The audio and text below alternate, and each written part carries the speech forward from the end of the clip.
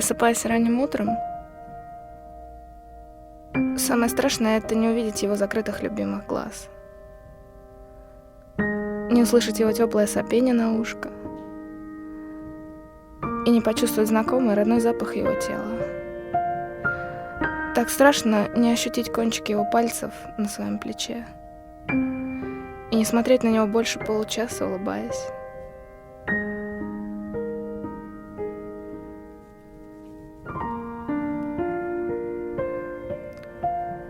Жмуриться от первых лучей солнца и медленно потягивать руками вверх.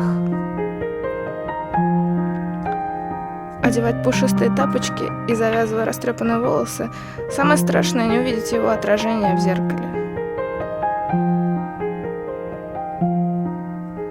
Так страшно прожить вечер без звонка на до боли знакомый и навеки выученный номер.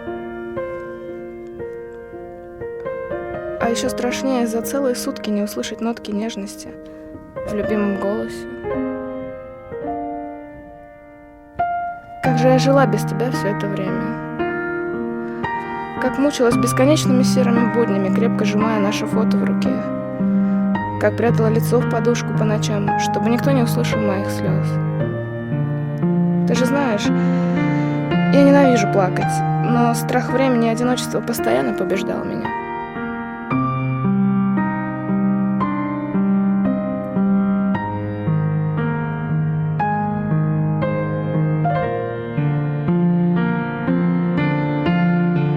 В зимний вечер мне с тобой абсолютно не холодно. Ты всегда согреваешь меня своим теплом.